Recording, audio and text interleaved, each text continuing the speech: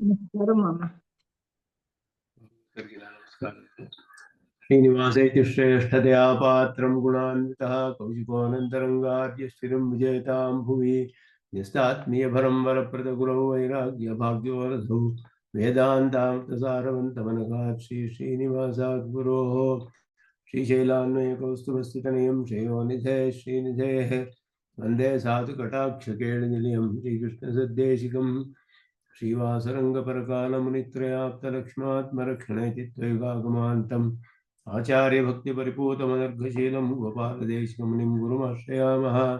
ನಾರಾಯಣಾಖ್ಯೇತಿರಾಜಪದಾಬ್ಜಭೃಂಗ ಶ್ರೀವಾಸಯೋಗಿ ಗುರುಣಾರ್ಪಿತಪಾರಮೇಶೆ ಭಕ್ತ್ಯಾದಿಪೂರ್ಣವರದಾರಿಕೃಪಾರ್ಥಚಿಹ್ನಂ ಶ್ರೀನಿವಾಸಮುನಿವರ್ಯಮಹಂ ಪ್ರಪದ್ಯೆ.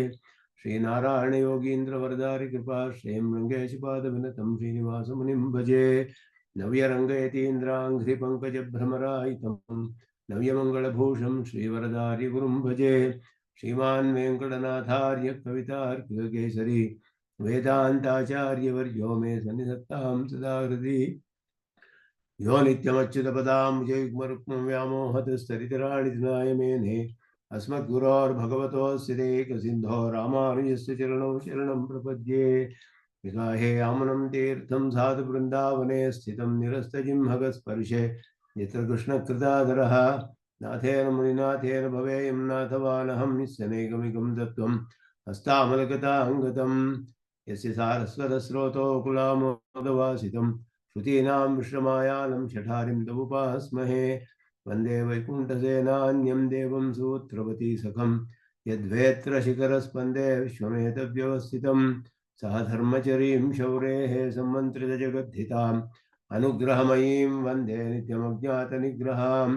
कमप्याद्यं गुरुं वन्दे कमलागृहमेधिनं प्रवक्ता छन्दसां वक्ता पञ्चरात्रस्य यस्वयं ज्ञानानन्दमयं देवं निर्मलस्फटिकाकृतिम् आधारं सर्वविद्यानां हयग्रीवमुपास्महे. लक्ष्मीनेत्रोत्पलश्रीसरतपरिचयादेश संवर्धमानः नाभीनाळीकरिङ्खण्मधुकरपटली दत्तहस्तावलम्बः अस्माकं सम्पदोघानविरलतुलसीदामसञ्जातभूमा काळिन्दी कान्तिहारी कलेतोपुषः काळिमा कैटभारेः.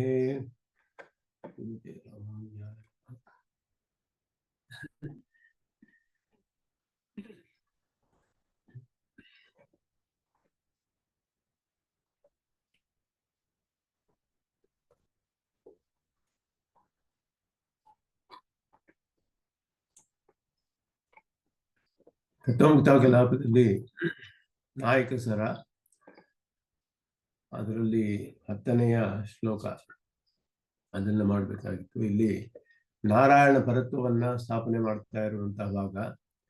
ಅನೇಕ ವಿಧವಾದ ರೀತಿಗಳಲ್ಲಿ ಸ್ವಾಮಿ ದೇಶಿಕನಲ್ಲಿ ನಾರಾಯಣ ಪರತ್ವವನ್ನ ಶ್ರುತಿ ಪ್ರಮಾಣಗಳಿಂದಲೂ ಸ್ಮೃತಿ ಪ್ರಮಾಣಗಳಿಂದಲೂ ಅದಕ್ಕೆ ಅನುಗುಣವಾದ ನ್ಯಾಯಗಳಿಂದಲೂ ಮತ್ತೆ ವೇದದಲ್ಲಿ ಉಪಯೋಗಿಸಲ್ಪಟ್ಟಂತಹ ಇತರ ದೇವತೆಗಳ ಹೆಸರುಗಳೆಲ್ಲ ಬರುವಂತಹ ಕೆಲವು ವಾಕ್ಯಗಳು ಎಲ್ಲವನ್ನು ಪೂರ್ಣವಾಗಿ ಪರೀಕ್ಷೆ ಮಾಡಿ ವಿಷ್ಣು ಪಾರಮ್ಯವನ್ನ ಸ್ಥಾಪನೆ ಮಾಡುವಂತಹ ಈ ಭಾಗವನ್ನ ನೋಡಿದ್ವಿ.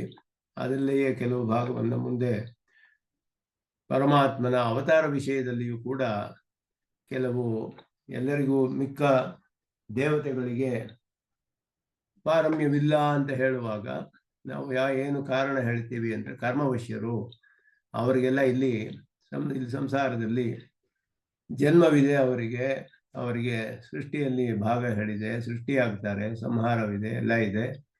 ಇದೆಲ್ಲ ಇರೋದ್ರಿಂದ ಮಿಕ್ಕ ದೇವತೆಗಳಿಗೆ ಪಾರಮ್ಯವಿಲ್ಲ. ಪರಮಾತ್ಮನು ಶ್ರೀ ನಾರಾಯಣನೇ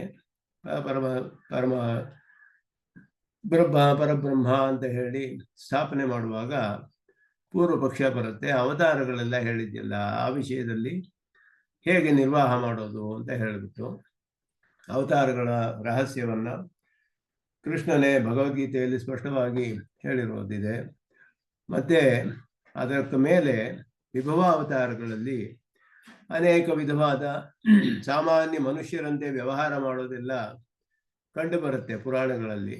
ಆದ್ದರಿಂದ ಈ ರೀತಿಯಾದ ಸಾಮಾನ್ಯವಾದ ಮನುಷ್ಯರಂತೆ ವ್ಯವಹಾರಗಳೆಲ್ಲ ಮಾಡ್ತಾರಲ್ಲ, ಇದೆಲ್ಲ ಇಟ್ಟುಕೊಂಡು ಹೇಗೆ ನೀವು ಕರ್ಮವಶತ್ವವಿಲ್ಲ ಅಂತ ಸ್ಥಾಪನೆ ಮಾಡ್ತೀರಾ ಮೊದಲಾದದ್ದೆಲ್ಲ ಈ ವಿಧವಾದ ಸಂದೇಹಗಳೆಲ್ಲ ಬರುತ್ತೆ. ಇದೆಲ್ಲವನ್ನು ಕೂಡ ಪರೀಕ್ಷೆ ಮಾಡಿ ಸ್ವಾಮಿ ದೇಶಿಕನ್ ಅದನ್ನ ಇಲ್ಲಿ ವಿಚಾರ ಮಾಡ್ತಾರೆ. ಅವತಾರ ರಹಸ್ಯ ಅನ್ನುವ ವಿಷಯ ಮುಂದಿನ ಶ್ಲೋಕದಲ್ಲಿ. ಧರ್ಮಾಣಾಂ ಸ್ಥಾಪನಾರ್ಥಂ ಸ್ವಯಮಪಿ ಭಜತೆ ಶಾಸಿತಾ ಶಾಸನಂ ಸ್ವಂ ಸ್ವಸ್ಯಾಪಿ ಪ್ರತ್ಯವಾಯಾನಭಿನಯತಿ ನೃಣಾಂ ಪಾಪಭೀತಿಂ ವಿಧಿತ್ಸುಃ ಶುದ್ಧೈಃ ಸ್ವೇಚ್ಛಾವತಾರೈಃ ಭಜತಿ ಸುಲಭತಾಂ ತಾವತೋತ್ಪತ್ತ್ಯನೂಕ್ತಿಃ ಪ್ರೋಕ್ತಃ ವಿಷ್ಣು ಶಿಖಾಯಾಮಪಿ ಸ ಪುರುಷಃ ಪ್ರಾಪ್ತತಾರಾರ್ಧಮಾತ್ರಃ. ಅವತಾರಗಳಲ್ಲಿ ಬರುವಂತಹ ವಿಷಯದಲ್ಲಿ ಅವನು ತನ್ನ ಒಂದು ಶಾಸನವನ್ನ ತಾನೇ ಅವತಾರದಲ್ಲಿ ಅನುಸರಿಸ್ತಾನೆ ಪರಮಾತ್ಮ. ಆದ್ದರಿಂದ ಧರ್ಮಾಣಾಂ ಸ್ಥಾಪನಾರ್ಥಂ, ಯಾಕೆ ಅಂದ್ರೆ ಧರ್ಮ ಸಂಸ್ಥಾಪನಾರ್ಥಾಯ ಸಂಭವಾಮಿ ಯುಗೆ ಯುಗೆ ಅಂತ ಪರಮಾತ್ಮ ಹೇಳಿದಾಗೆ ಧರ್ಮವನ್ನು ಸ್ಥಾಪನೆ ಮಾಡುವಂತಹವನು ತಾನೇ ತನ್ನ ಶಾಸನವನ್ನ ಮೀರಿದ್ರೆ ಮಿಕ್ಕಿದವರು ಹೇಗೆ ಅದನ್ನ ಅನುಸರಿಸ್ತಾರೆ. ಆದ್ದರಿಂದ ಪರಮಾತ್ಮನ ಅವತಾರಗಳಲ್ಲಿ ತಾನೂ ಕೂಡ ಸಾಮಾನ್ಯ ಮಿಕ್ಕಿದವರಿಗೆಲ್ಲ ಒಂದು ದಾರಿ ತೋರುವುದಕ್ಕೋಸ್ಕರ ಆ ಶಾಸನವನ್ನ, ವೇದದಲ್ಲಿರುವ ಶಾಸನಗಳನ್ನೆಲ್ಲ ತಾನೂ ಕೂಡ ಅನುಸರಿಸ್ತಾನೆ. ಅದು ಧರ್ಮಾಣಾಂ ಸ್ಥಾಪನಾರ್ಥಂ, ಧರ್ಮ ಸ್ಥಾಪನೆಗೋಸ್ಕರ. ಸ್ವಯಮಪಿ ಭಜತೆ ಶಾಸಿತ ಶಾಸನಂ ಸ್ವಂ, ಸ್ವಂ ಶಾಸನಂ, ತನ್ನ ಶಾಸನವನ್ನ, ಶಾಸಿತ ಆದವನು, ಎಲ್ಲರನ್ನು ಶಾಸನೆ ಮಾಡುವವನು. ಅಂತಃಪ್ರವಿಷ್ಟ ಶಾಸ್ತಾ ಜನಾನಾಂ ಅಂತ ಹೇಳಿದಾಗೆ ಎಲ್ಲರನ್ನೂ ಶಾಸನ ಮಾಡುವವನು ಸ್ವಯಮಪಿ ಭಜತೆ, ತಾನು ಕೂಡ ಅನುಸರಿಸ್ತಾನೆ. ಹಾಗೆಯೇ ಸ್ವಸ್ಯಾಪಿ ಪ್ರತ್ಯವಾಯಾನ ಅಭಿನಯತಿ, ನನಗೂ ಪ್ರತ್ಯವಾಯುಗಳೆಲ್ಲ ಇದೆ ಅನ್ನುವ ಹಾಗೆ ದೋಷಗಳಿದೆ, ಅಪರಾಧಗಳು ಮಾಡಿದ್ದೀನಿ, ನನಗೂ ಕೂಡ ಕಷ್ಟಗಳು ಬರುತ್ತೆ ಮೊದಲಾದ್ದೆಲ್ಲ ಇಲ್ಲಿ ಅಭಿನಯತಿ ಅಂತ ಹೇಳಿದ್ರು. ಅಭಿನಯ ಅದೆಲ್ಲ ಕೂಡ ನೃಣಾಂ ಪಾಪ ಭೀತಿಂ ವಿಧಿತ್ಸು. ಯಾಕೆ ಅಂತ ಹೇಳಿದ್ರೆ ಮನುಷ್ಯರಿಗೆ ತಾವು ಶಾಸ್ತ್ರಕ್ಕೆ ವಿರೋಧವಾಗಿ ನಡೆದ್ರೆ ಅದರಿಂದ ಪಾಪ ಬರುತ್ತೆ, ಅದರಿಂದ ಶಿಕ್ಷೆ ಆಗುತ್ತೆ ಅನ್ನುವಂತಹ ಶಾಸ್ತ್ರದಲ್ಲಿ ಒಂದು ಭಯ, ನಿಷಿದ್ಧವಾದ್ದನ್ನು ಮಾಡಬಾರದು ಅನ್ನೋ ವಿಷಯದಲ್ಲಿ ನಿಷಿದ್ಧ ಕರ್ಮವನ್ನು ಮಾಡುವವರಿಗೆ ಮಾಡುವುದಕ್ಕೆ ಭಯ ಪಡಬೇಕು. ಆ ರೀತಿ ಎಲ್ಲರಿಗೂ ಕೂಡ ವಿಧಿಸಲು, ತಿಳಿಸಲು, ಉಪದೇಶ ಮಾಡಲು ತಾನೂ ಕೂಡ ಪ್ರತಿವಾಯುಗಳೆಲ್ಲ ಇರೋ ಹಾಗೆ ಅಭಿನಯ ಮಾಡ್ತಾನೆ ಪರಮಾತ್ಮ.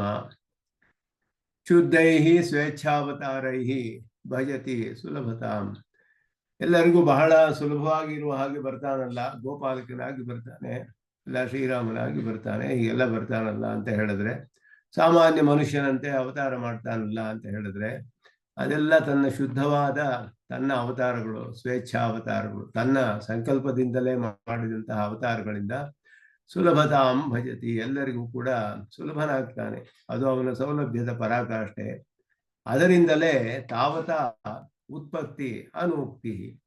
ಆದ್ದರಿಂದ ಉತ್ಪತ್ತಿ ಎನ್ನುವುದು ಕೇವಲ ಅನುವಾದ, ಅವನು ಹುಟ್ಟುತ್ತಾನೆ ಅಂತ ಹೇಳಿರೋದು ಕೇವಲ ಅನುವಾದ ಅಷ್ಟೇ ಹೊರತು ಅದು ಅವನ ತನ್ನ ಸ್ವೇಚ್ಛೆಯಿಂದಲೇ, ತನ್ನ ಸಂಕಲ್ಪದಿಂದಲೇ ಶುದ್ಧವಾದ, ಅವನ ಶುದ್ಧ ಸತ್ವಮಯವಾದ, ಪರಿಪೂರ್ಣವಾದ, ತನ್ನ ಸ್ವಾಭಾವಿಕವಾದ ಪ್ರಕೃತಿಯನ್ನೇ ತೆಗೆದುಕೊಂಡು ಅವತಾರಗಳಲ್ಲಿಯೂ ಕೂಡ ಪರಮಾತ್ಮನು ಬರ್ತಾನೆ. ಎಲ್ಲರಿಗೂ ಸುಲಭನಾಗಿ ಆಯಾ ಜಾತಿಗಳಲ್ಲಿ ಅವರಂತೆಯೇ ಅಭಿನಯಗಳನ್ನು ಮಾಡಿ ಅವರೊಡನೆ ಸಾಮಾನ್ಯವಾಗಿ ಬೆರೆತು ಎಲ್ಲ ವ್ಯವಹಾರಗಳನ್ನು ಮಾಡ್ತಾನೆ ಪರಮಾತ್ಮ. ಆದ್ದರಿಂದ ಈ ರೀತಿಯಾದ ಅವನಿಗೆ ಕೃಷ್ಣನ ಹುಟ್ಟದ ಅವನ ಅವತಾರವಾಯಿತು ಹೀಗೆಲ್ಲ ಹೇಳೋದು, ರಾಮನ ಅವತಾರವಾಯಿತು, ರಾಮನ ಜನ್ಮವಾಯಿತು, ಇದೆಲ್ಲ ಹೇಳೋದು ಅನುವಾದ ಅಷ್ಟೇನೆ ಹೊರತು ತನ್ನ ಸ್ವೇಚ್ಛೆಯಿಂದ ಮಾಡುವಂತಹ ವಿಷಯ. ವಿಷ್ಣು ಇದು ಅಥರ್ವ ಶಿಖೋಪನಿಷತ್ತಿನಲ್ಲಿ ವಿಷ್ಣುವೇ ಪುರುಷ ಅಂತ ಹೇಳಲ್ಪಟ್ಟಿದೆ. ಪುರುಷ ಶಬ್ದವು ಅಸಾಧಾರಣವಾದ ಶಬ್ದ ಪರಮಾತ್ಮನಿಗೆ. ಅದು ಪ್ರಾಪ್ತ ತಾರಾರ್ಧ ಮಾತ್ರ. ಪ್ರಣವದಲ್ಲಿ ನಾದ ಅನ್ನುವಂತಹ ಒಂದು 4ನೆಯ ಅರ್ಧ ಮಾತ್ರೆ ಇದೆ. ಓಂ ಅನ್ನುವಾಗ ಆ ಊಮ ಜೊತೆಯಲ್ಲಿ ಒಂದು ನಾದ ಅನ್ನುವ ಅರ್ಧ ಮಾತ್ರೆ ಇದೆ ಕಡೆಯಲ್ಲಿ. ಅರ್ಧ ಮಾತ್ರೆ ಪ್ರಧಾನವಾದದ್ದು ಅಲ್ಲಿ. ಅದು ಪುರುಷನನ್ನ ತಿಳಿಸುತ್ತೆ ಅಂತ ಅಥರ್ವಶಿಕೋಪನಿಷತ್ತು ಸ್ಪಷ್ಟವಾಗಿ ತಿಳಿಸುತ್ತೆ. ಅದಕ್ಕೆ ಶ್ರುತಿ ಪ್ರಮಾಣವನ್ನು ಕೂಡ ಅದನ್ನ ತಿಳಿಸ್ತಾರೆ ಇದರಲ್ಲಿ. ಆದ್ದರಿಂದ ಆ ಒಂದು ಈ ಕಾರಣಗಳಿಂದ ಪರಮಾತ್ಮನ ಅವತಾರ ವಿಷಯದಲ್ಲಿ ಯಾವ ಒಂದು ಸಂದೇಹವೂ ಇಲ್ಲ. ಅವನು ಮಾಡುವ ಪ್ರತ್ಯವಾಯ ಮೊದಲಾದ ಅಭಿನಯಗಳೆಲ್ಲ ಧರ್ಮಸ್ಥಾಪನೆಗೆ, ಸಾಮಾನ್ಯ ಜನರಲ್ಲಿ ಒಂದು ಭೀತಿಯನ್ನು ಉಂಟು ಮಾಡೋಕ್ಕೆ, ಶಾಸ್ತ್ರೋಲ್ಲಂಘನೆ ಮಾಡಿದ್ರೆ ಈ ರೀತಿ ಕಷ್ಟಗಳೆಲ್ಲ ಬರುತ್ತೆ ಅನ್ನೋದನ್ನ ತಿಳಿಸೋದಕ್ಕೋಸ್ಕರ ತಾನು ಅವರಂತೆ ಅಭಿನಯ ಮಾಡಿ ಕಷ್ಟ ಬಂದ ಹಾಗೆ ಅನುಭವಿಸಿ, ಅವನು ಕಷ್ಟವನ್ನು ಅನುಭವಿಸಿದ ಹಾಗೆ ಮಾಡಿ ಎಲ್ಲವನ್ನು ತೋರಿಸ್ತಾನೆ, ಅಭಿನಯ ಮಾಡ್ತಾನೆ. ಅವತಾರಗಳೆಲ್ಲವೂ ಕೂಡ ಅವನ ತನ್ನ ಸ್ವೇಚ್ಛೆಯಿಂದಲೇ ಆದದ್ದು. ಶುದ್ಧವಾದ ಅವತಾರಗಳು ಅದೆಲ್ಲ ಕೂಡ ಕರ್ಮವಶರಂತೆ ಅಲ್ಲ ಅದೆಲ್ಲ ಅನ್ನೋದನ್ನ ಶ್ರುತಿಯಲ್ಲಿಯೂ ಇದಕ್ಕೂ ಸ್ಪಷ್ಟವಾಗಿ ಹೇಳಲ್ಪಟ್ಟಿದೆ ಅನ್ನೋದನ್ನ ಒಂದು ಶ್ರುತಿ ಪ್ರಮಾಣವನ್ನು ಕೂಡ ಇಲ್ಲಿ ತೋರಿಸ್ತಾರೆ. ಇದು ಅವತಾರ ತತ್ವವನ್ನು ವಿವರಿಸುವಂತಹ ಶ್ಲೋಕ. ಶಾಸಿತ ಧರ್ಮಾಣಾಂ ಸ್ಥಾಪನಾರ್ಥಂ ಸ್ವಂ ಶಾಸನಂ ಸ್ವಯಮಪಿ ಭಜತೆ. ಸರ್ವೇಶ್ವರನಾದ ಭಗವಂತನು ಕೂಡ ಲೋಕದಲ್ಲಿ ಧರ್ಮವನ್ನು ಸ್ಥಾಪನೆ ಮಾಡಬೇಕು, ನೆಲೆಗೊಳಿಸುವುದಕ್ಕೋಸ್ಕರ ಧರ್ಮ ಸಂಸ್ಥಾಪನಾರ್ಥಾಯ ಸಂಭವಾಮಿ ಯುಗೆ ಯುಗೆ ಅಂತ ಹೇಳಿದ ಹಾಗೆ ತನ್ನ ಶಾಸನವನ್ನ ತಾನೇ ಪರಿಪಾಲಿಸ್ತಾನೆ ಲೋಕದಲ್ಲಿ. ನೃಣಾಂ ಪಾಪ ಭೀತಿ ವಿಧಿತ್ಸು ಸ್ವಸ್ಯ ಪ್ರತ್ಯವಾಯಾನಪಿ ಅಭಿನಯತಿ. ಜನರಲ್ಲಿ ಪಾಪ ಮಾಡದೇ ಇರೋದಕ್ಕೋಸ್ಕರ ಅವರ ಪಾಪದ ಭಯವನ್ನು ಉಂಟು ಮಾಡಬೇಕು.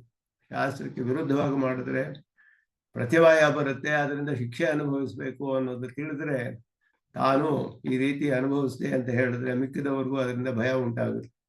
ಆದ್ದರಿಂದ ತನಗೂ ಪಾಪ ಬಂದು ಕಷ್ಟಪಡ್ತಾ ಇದ್ದೀನಿ ಅನ್ನೋ ಹಾಗೆ ಇಲ್ಲಿ ರಾಮಾಯಣದ ಶ್ಲೋಕವನ್ನು ಹೇಳ್ತಾರೆ. ಪೂರ್ವಂ ಭಯಾಂ ಅಭೀಪ್ಸಿತಾನಿ ಪಾಪಾನಿ ಸರ್ವಾಣಿ ಅಸಕೃತ್ಕೃತಾನಿ. ಇದೆಲ್ಲ ಪೂರ್ವಮಯಾನೂನು ಅಭೀಪ್ಸಿತಾನಿ, ಏನೇನು ಪಾಪಗಳು ಮಾಡಿದೀನೋ ರಾಮನ ಹೇಳುದು. ಕೃಷ್ಣ ಸೀತೆ ಹೇಳ್ತಾಳೆ, ನನ್ನ ಪಾಪಗಳ ಕರ್ಮಗಳಪ್ಪ ಇದೆಲ್ಲ. ಒಬ್ಬರ ಪಾಪ ಇನ್ನೊಬ್ಬರಿಗೆ ಏನು ಬರೋದಿಲ್ಲ, ಅವರ ಪಾಪವನ್ನು ಅವರೇ ಅನುಭವಿಸ್ಬೇಕು. ಅದರಿಂದ ಅವರು ಪಾಪವನ್ನು ಅವರೇ ಅನುಭವಿಸ್ಬೇಕು, ಮತ್ತವ್ರಿಗೆ ಹೋಗೋದಿಲ್ಲ. ಸೀತೆ ಹೇಳ್ತಾಳೆ, ಆಂಜನೇಯನು ಬಂದು ಆ ರಾಕ್ಷಸಿಯರನ್ನೆಲ್ಲ ಹಿಂಸೆ ಮಾಡ್ತೀನಿ ಅಂತ ಹೇಳಿದಾಗ ಅವರೆಲ್ಲ ಏನ್ ಮಾಡಿದ್ರು, ಅವ್ರು ತಮ್ಮ ಒಡೆಯನಾದ ರಾವಣನ ಆಜ್ಞೆಯನ್ನ ಪರಿಪಾಲಿಸ್ತಾ ಇದ್ರು ಅಷ್ಟೇ ಹೊರತು ನನ್ನ ಪಾಪದ ಫಲ ಇದು ಯಾವ ಜನ್ಮದಲ್ಲಿ ಏನು ಪಾಪ ಮಾಡಿದ್ನೋ ಅದರ ಫಲವ ನಾನು ಅನುಭವಿಸಿದೆ ಅಂತ ಹೇಳಿ ಹೀಗೆಲ್ಲ ಹೇಳ್ತಾಳೆ. ಇದೆಲ್ಲ ಕೂಡ ಕೇವಲ ಅಭಿನಯವಷ್ಟೇ ಅಂತ ಹೇಳಿ ಶ್ರೀರಾಮನೇ ಮೊದಲಾದವರು ಹೇಳಿರುವಂತಹದ್ದು ಅಭಿನಯ ಅನ್ನುವ ಅರ್ಥವನ್ನ ತೆಗೆದುಕೊಳ್ಬೇಕು. ಅದಕ್ಕೆ ಇಲ್ಲದೆ ಹೋದರೆ ಶ್ರುತಿ ಸ್ಮೃತಿಗಳಿಗೆಲ್ಲ ವಿರೋಧ ಬರುತ್ತೆ. ಅವರ ಅವತಾರಗಳು ಸ್ಪಷ್ಟವಾಗಿ ಶುದ್ಧವಾದದ್ದು. ಸ್ವೇಚ್ಛಾವತಾರೈ ಸುಲಭತಾಂ ಭಜತೆ. ದಿವ್ಯವಾದ ತನ್ನ ಸಂಕಲ್ಪದಿಂದ ಅವತಾರಗಳನ್ನ ಸುಲಭವಾಗಿ ಮಾಡ್ತಾನೆ. ಅದರಿಂದಲೇ ಉತ್ಪತ್ತಿ ಅನೂಕ್ತಿ.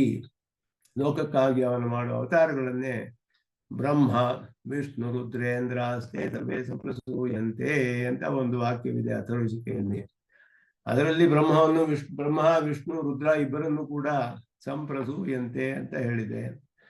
ಅದಕ್ಕೆ ಶ್ರುತಿಯು ಕೂಡ ಅಜಾಯಮಾನ ಬಹುಧಾ ವಿಜಾಯತೆ ಅಂತ ಹೇಳುತ್ತೆ. ಅಜೋಪಿಸನ್ನವ್ಯಾತ್ಮ ಭೂತಾನಾಮೀಶ್ವರೋಪಿಸನ್ನೆ ಪ್ರಕೃತಿಂ ಸ್ವಾಮಧಿಷ್ಠಾಯ ಸಂಭವಾಮಿ ಆತ್ಮಮಾಯೆಯ ಹೇಳುವ ಹಾಗೆ ಅವನಿಗೆ ನಮ್ಮಂತೆ ಕರ್ಮಕೃತವಾದ ಜನ್ಮವಿಲ್ಲ.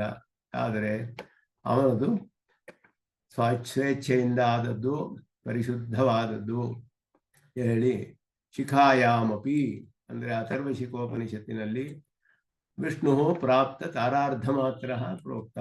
ಅಲ್ಲಿ ಒಂದು ವಾಕ್ಯವಿದೆ, ಅಲ್ಲಿಯೇ ಚತುರ್ಥಿ ವಿದ್ಯುನ್ಮತಿ ಸರ್ವವರ್ಣ ಪುರುಷ ದೈವತ್ಯ ಅಂತ ಹೇಳಿ ಅಲ್ಲಿ 4ನೆಯದು ಅರ್ಧ ಮಾತ್ರೆ, ಅದು ಪುರುಷ ದೈವತೆಯ ಅಂದ್ರೆ ಪುರುಷ ದೇವತೆ ಅದಕ್ಕೆ ಅಂತ ಹೇಳಿ ಬ್ರಹ್ಮ ವಿಷ್ಣು ಶಿವರನ್ನೆಲ್ಲ ಹೇಳಿ ಕಡೆಯಲ್ಲಿ ಅರ್ಧ ಮಾತ್ರೆಗೆ ಪುರುಷನು ದೇವತೆ ಅಂತ ಹೇಳಿದೆ ಪ್ರಣವದ ಕೊಡೆಯಲ್ಲಿ. ಇದು ಸರ್ವಾತೀತನಾದ ಪರಪುರುಷ ಪದವಾಚ್ಯನಾದ ವಿಷ್ಣುವೇ ವಾಚ್ಯನು. ವಿಷ್ಣುವಿನ ಸರ್ವೋತ್ಕೃಷ್ಣತೆಯನ್ನ ಪ್ರತಿಪಾದಿಸಿದೆ. ಅವತಾರಗಳೆಲ್ಲ ದಿವ್ಯವೇ. ಅಷ್ಟೇ ಅಲ್ಲ, ಅವನು ಮಾತ್ರ ಅವತಾರವಲ್ಲ, ಅವನ ದಿವ್ಯ ಮಹಿಷಿಯರು ಕೂಡ ಅವತಾರ ಮಾಡ್ತಾರೆ. ಭೂದೇವಿ ಆಂಡಾಳಾಗಿ ಅವತಾರ ಮಾಡಿದ್ಲು. ಹೀಗೆ ಅವತಾರಗಳನ್ನ ಎಲ್ಲ ಮಾಡ್ತಾರೆ. ಅವನ ಪರಿವಾರದವರೆಲ್ಲ ಅವತಾರ ಮಾಡ್ತಾರೆ. ಗರುಡನು ವಿಶ್ವಕ್ಸೇನರು ಮೊದಲಾದವರೆಲ್ಲ ಅವತಾರ ಮಾಡ್ತಾರೆ. ಎಲ್ಲರದು ಅಭಿನಯವೇ ಅವರದೆಲ್ಲ. ಶ್ರುತಿಯು ಕೂಡ ಇದನ್ನೆಲ್ಲ ಹೇಳುತ್ತೆ. ಯುವಾ ಸುವಾಸ ಪರಿವೀತಾಗಾತ್ ಸೌಶ್ರೇಯ ಅನ್ಭವತಿ ಜಾಯಮಾನಃ. ಶ್ರುತಿ ತೈತಿರಿಯೋ ಶ್ರುತಿ ಹೇಳುತ್ತೆ. ಯುವ ಸುವಾಸಾಹ, ಯುವ ಅವನು ನಿತ್ಯ ಯುವಕನಾದವನು, ಒಳ್ಳೆಯ ಪೀತಾಂಬರವನ್ನು ಧರಿಸಿದವನು, ಪರಿವೀತ ಆಗ ತನ್ನ ಪರಿವಾರಗಳನ್ನು ಎಲ್ಲ ಬರ್ತಾನೆ, ಅವನು ಅವತಾರ ಮಾಡ್ತಾನೆ. ಎಲ್ಲ ಪರಿವಾರದವರೆಲ್ಲ ಬರ್ತಾರೆ. ಅವನು ಅವತಾರ ಮಾಡಿದ್ರೆ ಎಲ್ಲರೂ ಕೂಡ ಅವತಾರ ಮಾಡ್ತಾರೆ.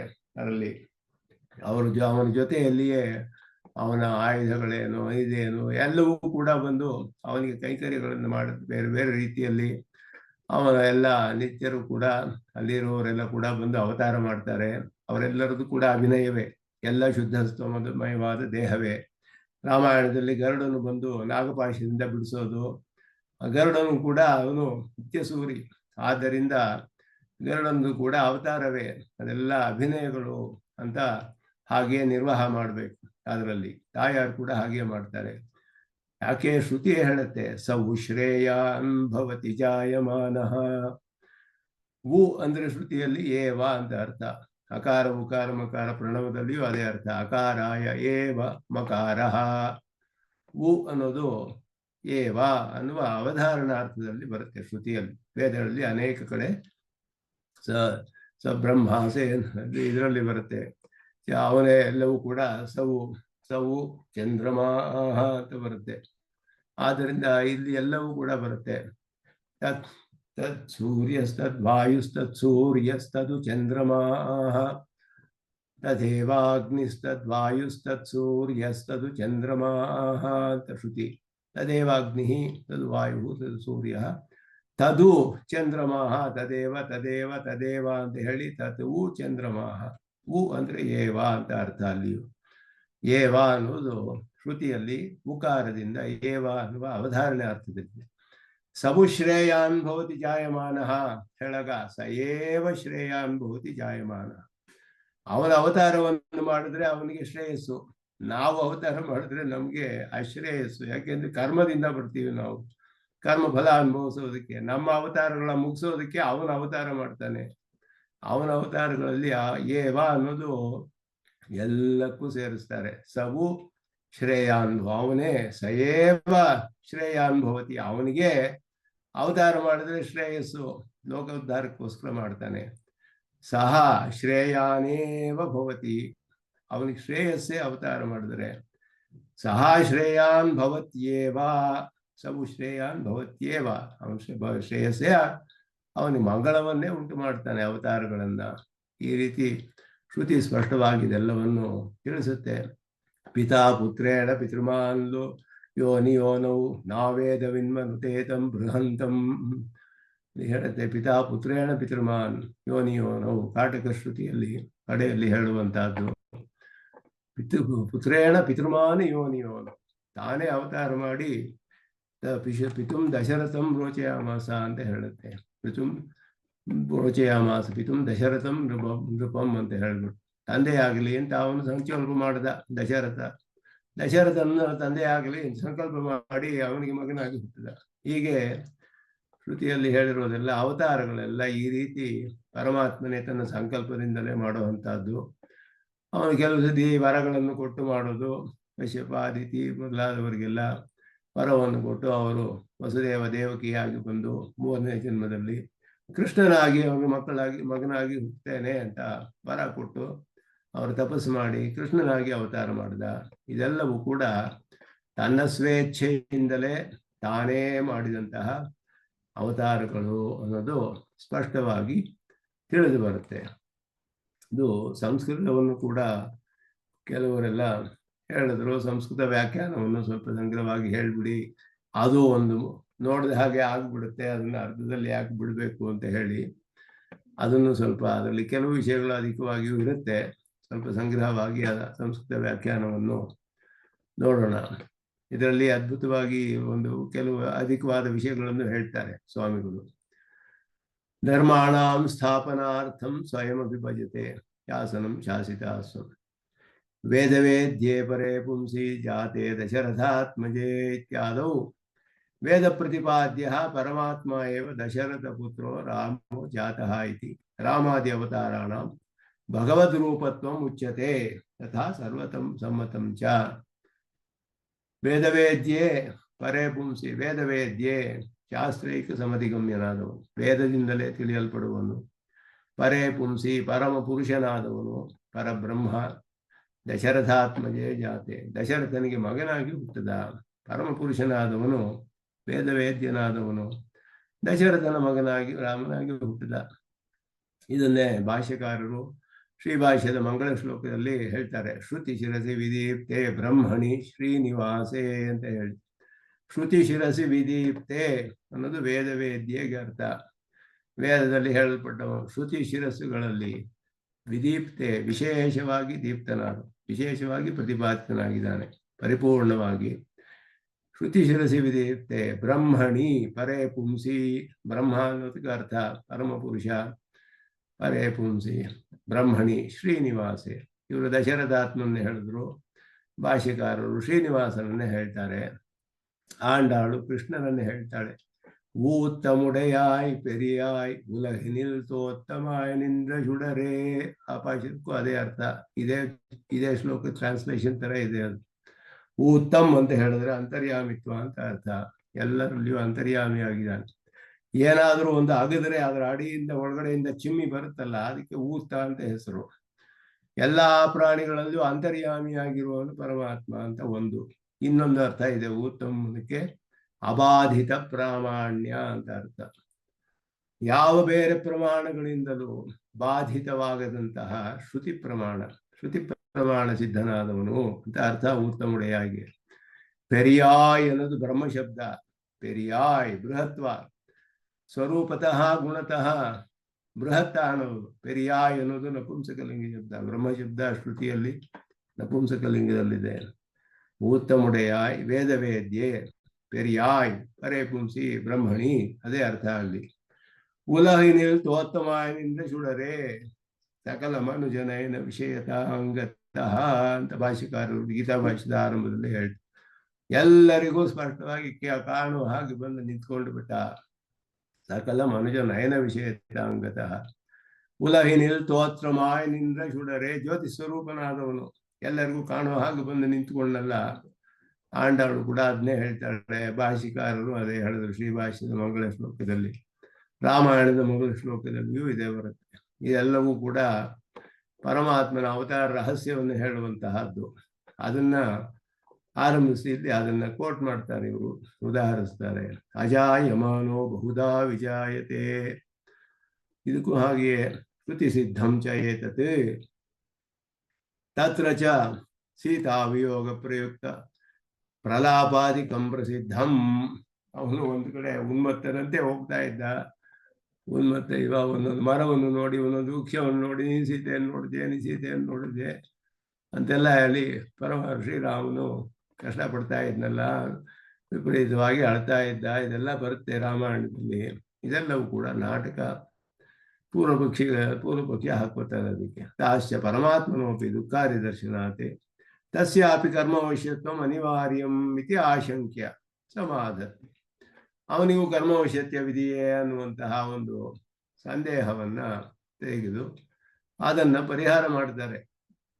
ಧರ್ಮಾಣಾಂ ವರ್ಣಾಶ್ರಮಾದಿ ರೂಪಾಣಾಂ ಧರ್ಮಾಣಾಂ, ವೇದ ಪ್ರತಿಪಾದಿತವಾದಂತಹ ವರ್ಣಾಶ್ರಮ ಧರ್ಮಗಳು, ಅವುಗಳ ಸ್ಥಾಪನಾರ್ಥಂ ಸ್ಥಿರೀಕರಣಾರ್ಥಂ, ಎಲ್ಲ ಒಂದು ಲೋಕದಲ್ಲಿ ಸ್ಥಿರವಾಗಿ ನಿಲ್ಲಲಿ ಧರ್ಮವು ಅನ್ನುವ ಒಂದು ದೃಷ್ಟಿಯಿಂದ ಸ್ವಯಂ ಶಾಸಿತ ಶಾಸನಕರ್ತ ಸನ್ನಪಿ ಭಗವಾನ್. ವೇದಗಳೆಲ್ಲ ಶ್ರುತಿ ಸ್ಮೃತಿರ್ಮಮೈವ ಆಜ್ಞಾಯಸ್ತಾಂ ಉಲ್ಲಂಘ್ಯ ವರ್ತತೆ. ಶ್ರುತಿ ಸ್ಮೃತಿಗಳೆಲ್ಲ ಅವನ ಆಜ್ಞಾರೂಪವಾದದ್ದು. ಆದ್ದರಿಂದ ಅವನ ಶಾಸನ ಅದೆಲ್ಲ. ಅದನ್ನ ತಾನೇ ಅವನು ಫಾಲೋ ಮಾಡ್ತಾನೆ, ಅನುಸರಿಸ್ತಾನೆ. ಸ್ವಯಂ ಸ್ವೀಯಂ ಸ್ವೇನ ವಿಚಾರಿತಂ ಸ್ವೇನ ವಿರಚಿತಂ ಶಾಸನಂ ಸ್ವಯಮಪಿ ಭಜತೆ ಸೇವತೆ ಅನುಸರಿ. ತಾನೇ ಕೂಡ ತನ್ನಿಂದ ಮಾಡಲ್ಪಟ್ಟ, ಅಂದರೆ ತನ್ನ ಆಜ್ಞಾರೂಪವಾದದ್ದು ಅಂತ ಅರ್ಥ. ವಿರಚಿತಂ ಅಂತ ಹೇಳಿದ್ರೆ ಅಪೌರುಷೇಯವಾದ ವೇದಗಳು ಪರಮಾತ್ಮನ ಆಜ್ಞಾರೂಪವಾಗಿದೆ. ಅದಿರೋದೇ ಹಾಗೆ.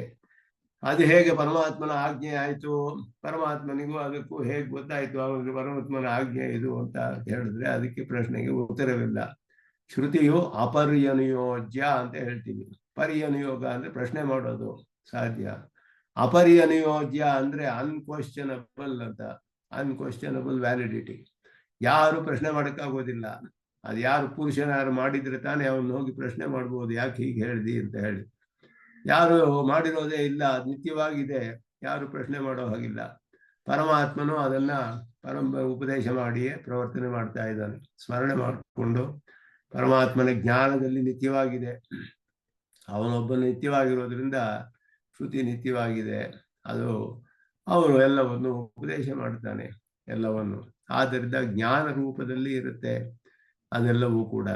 ನೃಣಾಂ ಅಲ್ಪಜ್ಞಾನಾಂ, ಎಲ್ಲ ಅಲ್ಪಜ್ಞಾನರಾದ ನೃಣಾಂ ನರಾಣಾಂ ನೃಣಾಂ ಪಾಪಭೀತಿಂ ಪಾಪೇಭ್ಯೋ ಭಯಂ ವಿಧಿತ್ಸುಹು ವಿಧಾತುಂ ಆಧಾತುಂ ಇಚ್ಛನ್.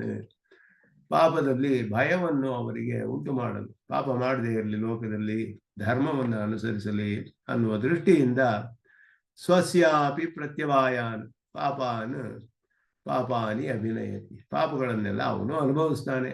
ಅದೆಲ್ಲ ಇದಕ್ಕೆ ಉದಾಹರಣೆಗಳು ಬೇಕಾದಷ್ಟು ಸಿಗುತ್ತೆ ಪುರಾಣಗಳಲ್ಲಿ, ಇತಿಹಾಸ ಪುರಾಣಗಳಲ್ಲಿ.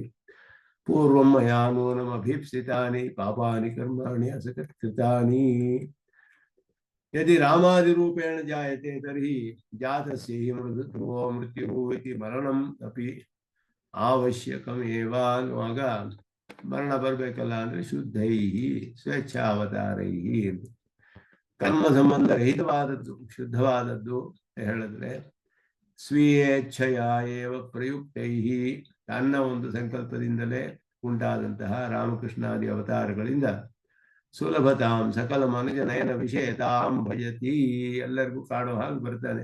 ಆಯಾ ಜಾತಿಗಳಲ್ಲಿಯೇ ಅವರಂತೆಯೇ ಅವನು ಹುಟ್ಟಿದ ಹಾಗೆ ಅಭಿನಯ ಮಾಡ್ತಾನೆ. ತಾವತಾ ಇಷ್ಟರಿಂದಲೇ ಇಂತಹ ಒಂದು ಸ್ವೇಚ್ಛಾ ಪ್ರಯುಕ್ತತ್ವೇನ ಕರ್ಮಕೃತತ್ವ ಅಭಾವಾತೆ ಉತ್ಪತ್ತಿ ಅನುಕ್ತಿ ವಿಜಾಯತೆ ಇತಿ ಅನುವಾದ. ಅಜಾಯಮಾನ ಬಹುಧಾ ವಿಜಾಯತೆ, ಅದು ಬರೀ ರೀಸ್ಟೇಟ್ಮೆಂಟ್ ಅಷ್ಟೇ. ಅವನು ತಾನೇ ಹುಟ್ಟಿದಾನೆ ಅಂತ ಹೇಳಿದ್ರೆ ಕರ್ಮವಶ್ಯನಾಗಿ ಅಲ್ಲ, ಅಕರ್ಮವಶ್ಯನಾದವನು ಅನ್ನೋದು ಪ್ರಮಾಣಗಳಲ್ಲಿ ಸ್ಪಷ್ಟವಾಗಿ ತಿಳಿಯುತ್ತೆ. ಆದ್ದರಿಂದ ಪ್ರಮಾಣಗಳು ಬ್ರಹ್ಮೇಂದ್ರ ಇದಕ್ಕೆ ಇದು ಪೂರ್ವ ಪಕ್ಷದಲ್ಲಿ ಬರುವಂತಹದ್ದು. ಅಥರ್ವಶಿಕೋಪನಿಷತ್ತಿನಲ್ಲಿ ಅದರಲ್ಲಿ ಸಹ ಪುರುಷೋತ್ತಮೋ ಭಗವಾನ್ ಶಿಖಾಯಾಮಪಿ ನಾರಾಯಣ ಅಥರ್ವಶಿಖಾಯಾಮಪಿ ಪ್ರಸಿದ್ಧ ಪುರುಷಪದವಾಚ್ಯ ವಿಷ್ಣು ಪ್ರಾಪ್ತತಾರಾರ್ಧ ಮಾತ್ರ ಕ್ರಮಶಃ ಅಧಿದೇವತಾತ್ವೇನ ಪ್ರಾಪ್ತ. ಕ್ರಮವಾಗಿ ಅಧಿದೇವತೆ ಅಂತ ಹೇಳಲ್ಪಟ್ಟು ವಿಷ್ಣು ಅಂತ ಹೇಳೋದು ಬ್ರಹ್ಮ ವಿಷ್ಣು ಶಿವರಲ್ಲಿ ವಿಷ್ಣುವು ಅವನ ಸಾಕ್ಷಾತ್ತಾದ ಅವತಾರವೇ. ಆದ್ದರಿಂದ ಅಲ್ಲಿಯೂ ಕೂಡ ಅವನ ಅವತಾರವೇ ಹೇಳಬೇಕು. ತಾರಸ್ಯ ಪ್ರಣವಸ್ಯ ಅರ್ಧ ಮಾತ್ರ ಅಲ್ಲಿ ಅಥರ್ವ ಶಿರಸ್ಸಿನಲ್ಲಿ ಬರುತ್ತೆ. ಅದಕ್ಕೆ ಪುರುಷ ಶಬ್ದಕ್ಕೆ ಬೇಕಾದಷ್ಟು ಪ್ರಮಾಣಗಳಿದೆ. ಪುರುಷ ಸೂಕ್ತದ ಅಧ್ಯಯನ ಮಾಡಿದಾಗ ಅದನ್ನೆಲ್ಲ ಕೆಲವೆಲ್ಲ ನೋಡಿದ್ವಿ ನಾವು. ಅಥರ್ವಶಿಕೋಪನಿಷತ್ತನ್ನ ಸ್ವಲ್ಪ ಶೇರ್ ಮಾಡ್ತೀನಿ. ಅದರಲ್ಲಿ ಪುರುಷ ಶಬ್ದಕ್ಕೆ ಇದು ಅಥರ್ವಶಿಕೋಪನಿಷತ್ತು ಉತ್ತಮ ಸ್ವಾಮಿಗಳು ಮಾಡಿರುವಂತಹ ಪುಸ್ತಕದಲ್ಲಿರುವಂತಹದ್ದು. ಸಪರಿಷ್ಕಾರ ಭಾಷ್ಯೋಪೇತ ಅಥರ್ವಶಿಕೋಪನಿಷತ್ತು ಹೇಳಿ ಮೊದಲನೇ ವಾಲ್ಯೂಮ್ ಅಲ್ಲಿ ಇದೆ ಇದು ಅವರದು.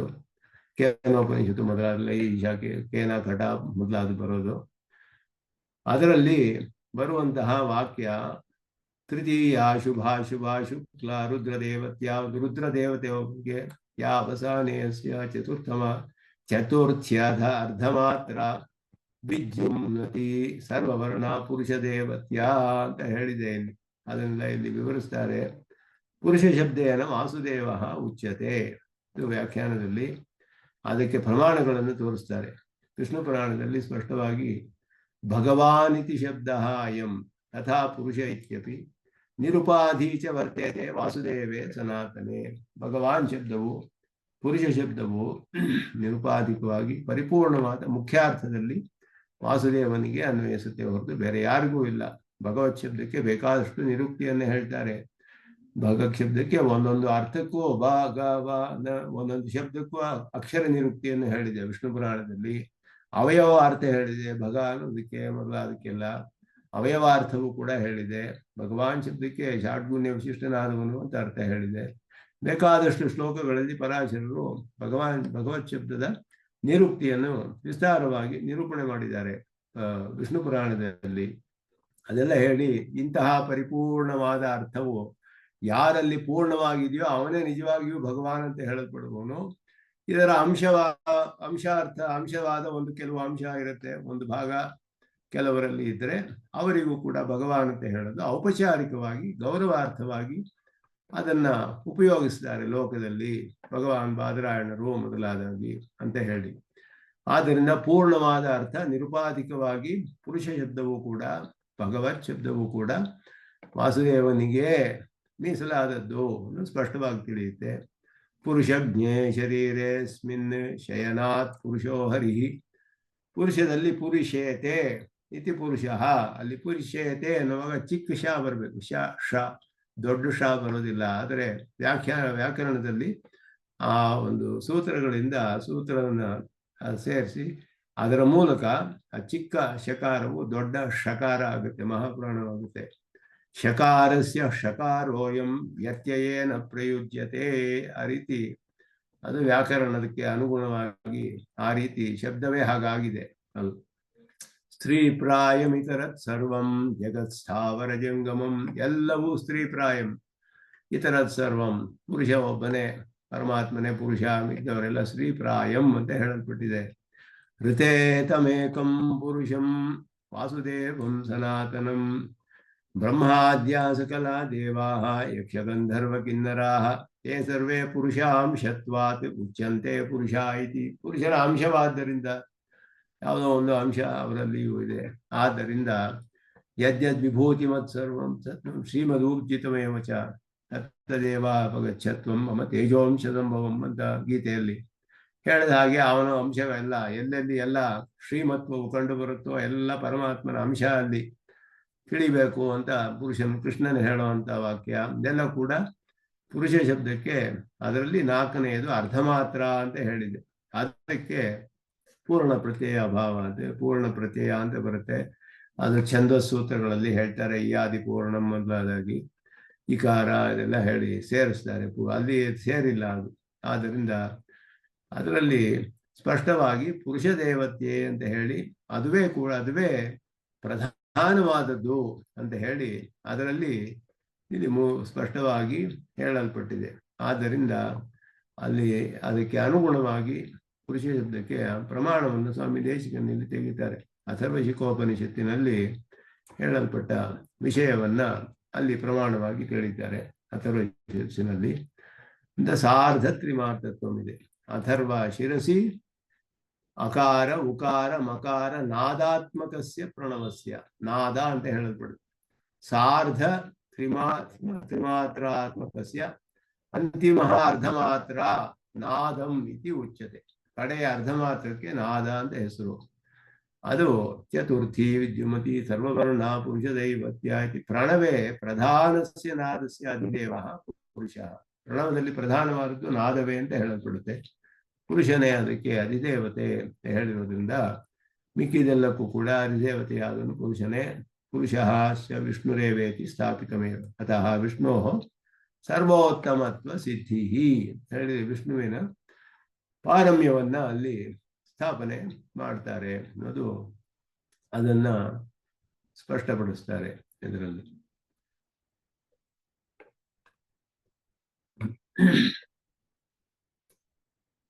ಅದರಿಂದ ಇಲ್ಲಿ ಅವತಾರ ವಿಷಯದಲ್ಲಿ ಹೇಳಿ ಮತ್ತೆ ಶ್ರುತಿ ಸ್ಮೃತಿಗಳಿಂದ ಕೂಡ ಸ್ಮೃತಿ ಪ್ರಮಾಣಗಳು, ಸ್ಮೃತಿ ಇತಿಹಾಸ ಪುರಾಣಗಳಿಂದ ಪ್ರಮಾಣವನ್ನು ಕೂಡ ತೋರಿಸ್ತಾರೆ. ವಿಷ್ಣುವಿನ ಪಾರಮ್ಯದಲ್ಲಿ ಪ್ರಮಾಣಗಳು ಅಂತ ಹೇಳ್ಬಿಟ್ಟು ಎಲ್ಲವನ್ನು ಒಂದು ಶ್ಲೋಕದಲ್ಲಿ ಸಂಗ್ರಹ ಮಾಡಿ ಹೇಳ್ತಾರೆ ಸ್ವಾಮಿ ದೇಶಿಕರು. ಯಾವ್ಯಾವುದು ಎಲ್ಲೆಲ್ಲಿ ಹೇಳಿದೆ, ಯಾವುದು ಮುಖ್ಯವಾದ ಪ್ರಮಾಣಗಳು ನಮಗೆ ವಿಷ್ಣು ಪಾರಮ್ಯವನ್ನ ತಿಳಿಯೋದಕ್ಕೆ ತುಂಬಾ ಸಂಗ್ರಹವಾಗಿ ಅದ್ಭುತವಾಗಿ ಇಲ್ಲಿ ಎಲ್ಲವನ್ನು ಒಂದು ಶ್ಲೋಕದಲ್ಲಿ ಹೇಳಿಬಿಡ್ತಾರೆ ಸ್ವಾಮಿ ದೇಶಿಕರು. ಆದ್ಯಂ ರಾಮಾಯಣಂ ತತ್ಸಚ ನಿಗಮಗಣೆ ಪಂಚಮಃ ಪಂಚರಾತ್ರಂ ಸತ್ವೋಪಜ್ಞಂ ಪುರಾಣಂ ಮನುಮುಖ ಮುನಿಭಿಃ ನಿರ್ಮಿತಂ ಧರ್ಮಶಾಸ್ತ್ರಂ ತ್ಯಕ್ತಾನ್ಯೋ ಮೂಲವೇದಃ ಕಠ ಪರಿಪಠಿತಃ ವಲ್ಲಿಕಾ ಸ್ಥಾಪನೀಯಂ ಸೌಬಾಲ ಬ್ರಹ್ಮ ಬಿಂದು ಪ್ರಕೃತಿಗಮಪಿ ಪರಂ ತತ್ಪರತ್ವೇ. ಪರಮಾತ್ಮನ ಪರವಾಗಿಯೇ ಎಲ್ಲವೂ ಇದೆ. ಇದೆಷ್ಟು ಪ್ರಮಾಣಗಳನ್ನು ತೋರಿಸ್ತಾರೆ ಎಲ್ಲೆಲ್ಲಿ ಇದೆ ಅಂತ ಹೇಳಿ. ಮೊದಲು ರಾಮಾಯಣವು, ಆದಿಕಾವ್ಯ ಅಂತ ಹೇಳಲ್ಪಟ್ಟಿರೋದು. ಆದ್ಯಂ ರಾಮಾಯಣಂ, ರಾಮಾಯಣದಲ್ಲಿ ವಿಷ್ಣು ಪಾರಮ್ಯವೇ ಎಲ್ಲ ಕಡೆಯೂ ಹೇಳಿರುವಂತಹದ್ದು. ಬ್ರಹ್ಮಸ್ತುತಿ ಕಡೆಯಲ್ಲಿ ಅದ್ಭುತವಾಗಿ ಬರುತ್ತೆ. ಅದೆಲ್ಲ ರಾಮಾಯಣದಲ್ಲಿ ಶ್ರೀರಾಮನೇ ಪರತತ್ವ ಅನ್ನೋದು ಸ್ಪಷ್ಟವಾಗಿ ಅನೇಕ ಕಡೆ ತಿಳಿದು ಬರುತ್ತೆ. ಹಾಗೆಯೇ ಈ ವೇದಗಳಲ್ಲಿ ಪಂಚಮ ವೇದ ಅಂತ ಪ್ರಸಿದ್ಧವಾದಂತಹ ಮಹಾಭಾರತವು, ನಿಗಮಗಣೆ ಪಂಚಮಃ, ಅದು ಪಂಚಮ ವೇದ ಅಂತ ಹೇಳಲ್ಪಟ್ಟ ಮಹಾಭಾರತ. ಅದಾದ್ಮೇಲೆ ಪರಮಾತ್ಮನಿಂದಲೇ ಸಾಕ್ಷಾತ್ತಾಗಿ ಹೇಳಲ್ಪಟ್ಟ ಪಂಚರಾತ್ರವು, ಪಂಚರಾತ್ರದಲ್ಲಿಯೂ ಕೂಡ ಪರಮವಿಷ್ಣು ಪಾರಮ್ಯವು ಸ್ಪಷ್ಟವಾಗಿ ಹೇಳಲ್. ಭಕ್ತ ನಾರಾಯಣ ಸ್ವಯಂ ಅಂತ ಹೇಳಿದಾಗ ಪಂಚರಾತ್ರಸ್ಯ ಕೃಷ್ಣಸ್ಯ ಭಕ್ತ ನಾರಾಯಣ ಸ್ವಯಂ. ರಾಮಾಯಣವು ಪಂಚಮ ವೇದವಾದ ಮಹಾಭಾರತ, ಪಂಚರಾತ್ರ, ಸತ್ವೋಪಜ್ಞಂ ಪುರಾಣಂ, ಸಾತ್ವಿಕ ಪುರಾಣಗಳಾದ ವಿಷ್ಣು ಪುರಾಣ, ಶ್ರೀಮದ್ ಭಾಗವತ ಮೊದಲಾದ ಸಾತ್ವಿಕ ಪುರಾಣಗಳು, ಮನು ಮುಖ ಮುನಿಭಿ ನಿರ್ಮಿತಂ ಧರ್ಮಶಾಸ್ತ್ರ, ಮನುಧರ್ಮಶಾಸ್ತ್ರ ಮೊದಲಾದಂತಹ ಅವರ ಧರ್ಮಶಾಸ್ತ್ರಗಳಲ್ಲಿಯೂ ಕೂಡ ಆಪಸ್ತಂಭೀಯವಾಗಲಿ ಗೌತಮರದಾಗಲಿ ಇದೆಲ್ಲವೂ ಕೂಡ ಧರ್ಮಶಾಸ್ತ್ರಗಳು. ಇದೆಲ್ಲವೂ ಕೂಡ ವಿಷ್ಣು ಪಾರಮ್ಯವನ್ನು ಸ್ಥಾಪನೆ ಮಾಡುತ್ತೆ. ರಾಮಾಯಣ, ಮಹಾಭಾರತ, ಪಂಚರಾತ್ರ, ವಿಷ್ಣು ಪುರಾಣಾದಿ ಸಾತ್ವಿಕ ಪುರಾಣಗಳು, ಮನು ಮೊದಲಾದವರಿಂದ ಮಾಡಲ್ಪಟ್ಟ ಧರ್ಮಶಾಸ್ತ್ರ ಗ್ರಂಥಗಳಾಗಲಿ ಅದು. ಮತ್ತೆ ತ್ಯಕ್ತಾನ್ಯೋ ಮೂಲ ವೇದ, ಯಾರು ಎಲ್ಲವನ್ನು ವಿಷ್ಣುವನ್ನೇ ಸ್ಪಷ್ಟವಾಗಿ ಹೇಳಲ್ಪಟ್ಟ ಮೂಲ ವೇದಗಳೇ ಸ್ಪಷ್ಟವಾಗಿ ಹೇಳಿಬಿಡುತ್ತೆ. ಅದಕ್ಕೆ ಮೇಲೆ ಬೇರೆ ಪ್ರಮಾಣವೇ ಬೇಡ. ಕಠಪರಿಪಠಿತ, ಕಠವಲ್ಲಿಯಲ್ಲಿ ತದ್ವಿಷ್ಣು ಪರಮಂ ಪದಂ ಅಂತ ಸ್ಪಷ್ಟವಾಗಿ ಹೇಳಿದೆ. ವಲ್ಲಿಕಾ ತಾಪನೀಯಂ, ತಾಪನೀಯೋಪನಿಷತ್ತು, ಅದೆಲ್ಲ ನರಸಿಂಹ ತಾಪನೀಯೋಪನಿಷತ್ತು, ರಾಮ ತಾಪೋಪನಿಷತ್ತು ಮೊದಲಾದದ್ದು. ಸೌಬಾಲ ಸುಬಾಲೋಪನಿಷತ್ತು, ಬ್ರಹ್ಮಬಿಂದು ಉಪನಿಷತ್ತು, ಸೌಬಾಲ ಬ್ರಹ್ಮಬಿಂದು ಪ್ರಭೃತಿ ಕಮಪಿನ ತತ್ಪರಂ ಇವೆಲ್ಲವೂ ಕೂಡ ವಿಷ್ಣು ಪಾರಮ್ಯವನ್ನು ತಿಳಿಸುವಂತಹ ಗ್ರಂಥಗಳು. ಶ್ರುತಿ ಇತಿಹಾಸ ಪುರಾಣಗಳಲ್ಲಿ ಎಲ್ಲ ಒಂದು ಕಡೆ ಸಂಗ್ರಹ ಮಾಡಿ ಒಂದು ಶ್ಲೋಕದಲ್ಲಿ ಹೇಳ್ಬಿಡ್ತಾರೆ ಸ್ವಾಮಿ ದೇಶಿಕನಲ್ಲಿ. ನಾರಾಯಣ ಪರತ್ವವನ್ನು ಹೇಳುವ ಪ್ರಮಾಣಗಳು ಅದನ್ನ ಕ್ರೋಢೀಕರಿಸ್ತಾರೆ. ತತ್ ಆದ್ಯಂ ರಾಮಾಯಣಂ, ಆದಿಕಾವ್ಯವಾದ ಪ್ರಸಿದ್ಧವಾದ ಶ್ರೀಮದ್ ರಾಮಾಯಣ. ಸಚ ನಿಗಮಗಣೆ ಪಂಚಮಃ, ಭಾರತದಲ್ಲಿ ಭಾರತ ಪಂಚಮೋ ವೇದ ಪ್ರಸಿದ್ಧವಾಗಿದೆ. ಮಹಾಭಾರತ, ಪಂಚರಾತ್ರಂ, ಪಂಚರಾತ್ರಾಗಮಗಳು ಸ್ವತಃ ನಾರಾಯಣನೇ ಹೇಳಿದಂತಹದ್ದು. ಸತ್ವೋಪಜ್ಞಂ ಪುರಾಣಂ, ಸತ್ವಗುಣ ಮೂಲಕವಾದ ವಿಷ್ಣು ಪುರಾಣಾದಿ ಸಾತ್ವಿಕ ಪುರಾಣ ಇವುಗಳೆಲ್ಲ ವಿಷ್ಣು ಪಾರಮ್ಯವನ್ನು ಸಾರುತ್ತದೆ. ಇದೆಲ್ಲ ವೇದಾರ್ಥ ಸಂಗ್ರಹದಲ್ಲಿ ವಿಸ್ತಾರವಾಗಿ ಸ್ಥಾಪನೆ ಮಾಡ್ತಾರೆ. ಈಗ ಮುಂದಿನ ನಾವು ಅಲ್ಲಿ ಅಧ್ಯಯನ ಮಾಡುವ ಭಾಗದಲ್ಲಿ ಇದೇ ಬರುವಂತಹದ್ದು, ಪುರಾಣಗಳ ಪ್ರಮಾಣ ಅದು ಬರುತ್ತೆ. ಮನು ಮುಖ ಮುನಿಭಿ ನಿರ್ಮಿತಂ ಧರ್ಮಶಾಸ್ತ್ರಂ, ಮನು ಮೊದಲಾದವರು ಹೇಳಲ್ಪಟ್ಟ ಆಪೋ ನಾರ ಇತಿ ಪ್ರೋಕ್ತಾ ಎಲ್ಲ ಹೇಳ್ಬಿಟ್ಟು ನರಸೂನ ಮಹಾ ಮೊದಲಾದದ್ದೆಲ್ಲ ಹೇಳಲ್ಪಟ್ಟಿದೆ.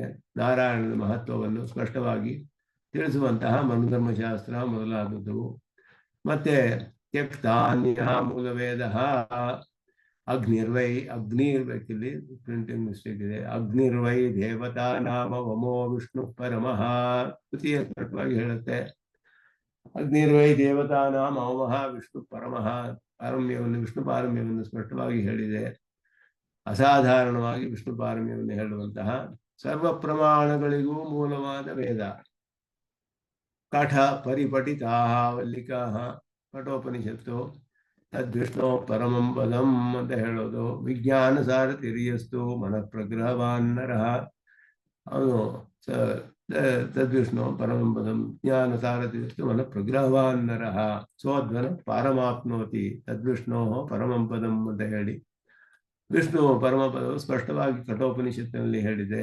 ತಾಪನೀಯ ಉಪನಿಷತ್ತು, ಪರಂ ಬ್ರಹ್ಮ ಪುರುಷಂ ಋಕೇಸರಿ ವಿಗ್ರಹಂ ನೃಸಿಂಹ ತಾಪನೀಯೋಪನಿಷತ್ತು ಮೊದಲಾದದ್ದು. ಸೌಬಾಲ ಬ್ರಹ್ಮಬಿಂದು ಪ್ರಭೃತಿ ಕಮಪಿ ದೇವ ಏಕೋ ನಾರಾಯಣ ಸುಬಾಲೋಪನಿಷತ್ತು ಸ್ಪಷ್ಟವಾಗಿ ಸರ್ವಭೂತಾಂತರಾತ್ಮ ಅಪಹತ ಪಾಪ್ಮ ದಿವ್ಯೋ ದೇವ ಏಕೋ ನಾರಾಯಣ ಅಂತ ಹೇಳುತ್ತೆ. ತದಸ್ಮ್ಯಹಂ ವಾಸುದೇವ ಅಂತ ಬ್ರಹ್ಮಬಿಂದು ಉಪನಿಷತ್ತು. ಇಷ್ಟು ಪ್ರಮಾಣಗಳನ್ನ ಒಂದೇ ಕಡೆ ಎಲ್ಲ ಸೇರಿಸ್ಬಿಡ್ತಾರೆ. ನಹ ತತ್ಪರತ್ವೇ ತತ್ಪರಂ, ತತ್ಪರಂ ಅಂದ್ರೆ ವಿಷ್ಣು ಪರವಾದದ್ದು ಅಂತ ಅರ್ಥ.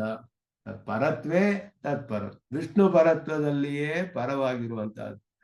ವಿಷ್ಣು ಪರತ್ವದಲ್ಲಿಯೇ ತತ್ಪರವಾದಂತಹ ಅದು ಗ್ರಂಥಗಳು ಇದೆಲ್ಲವೂ ಕೂಡ ಪ್ರಮಾಣಗಳು.